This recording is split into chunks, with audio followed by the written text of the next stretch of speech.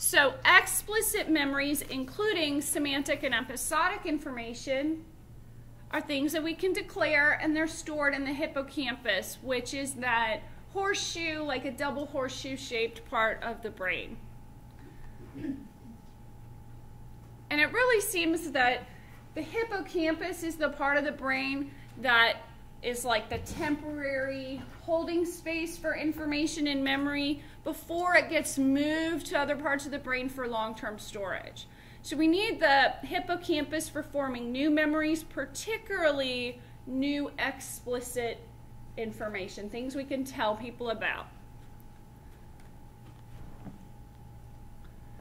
Okay, so we learned our French first from 10 to 12. We learn our Spanish later from 3 to 5, and now you have a French test. We know that the Spanish that you learned later is going to go back and interfere with the French you learned first. That's what? Retroactive. But what instead if you have a Spanish test, but the French you learned first is coming forward and interfering with the Spanish that you learned later? What is that? Proactive.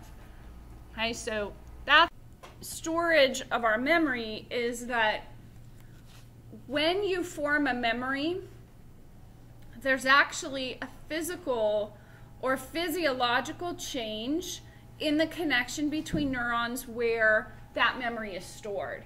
I think this is really interesting because we like to think of the brain and body as separate and as psychological things as happening sort of separate from the physical body. But here we see when you have a psychological event and you form a memory, there's actually a physiological change in the very place where that memory is stored, so that the connections between neurons where that memory is stored become strengthened. And another word for strengthened is potentiated.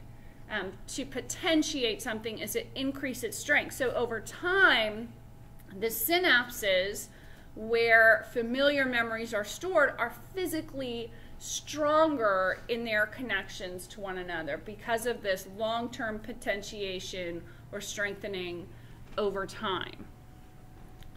So then it's more easy to access memories that are familiar.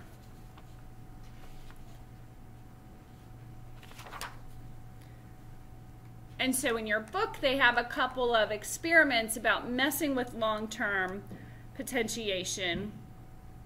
Chemicals and shocks that prevent long-term potentiation can actually prevent learning and erase recent learning. If we give you the right kind of drug, or if we give you and there are LTP blocking drugs, long-term potentiation blocking drugs like propranolol, which is a type of beta blocker, but it interferes with your long-term potentiation. So in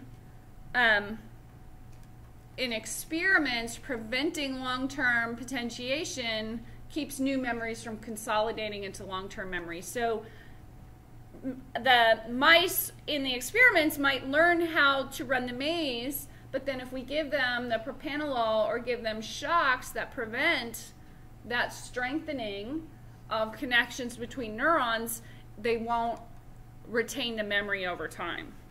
Victims of car accidents, rapes, and traumas who were given propranolol as opposed to a placebo were they less likely to show signs of post-traumatic stress disorder because it interfered with their long-term storage of traumatic memories. And that's pretty interesting. That was only done experimentally, but it's interesting to think what might happen with that in the future.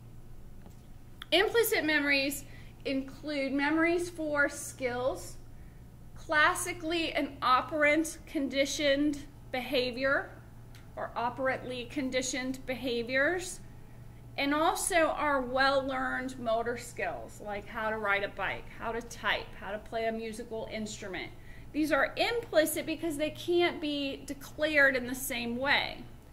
And they're housed in the cerebellum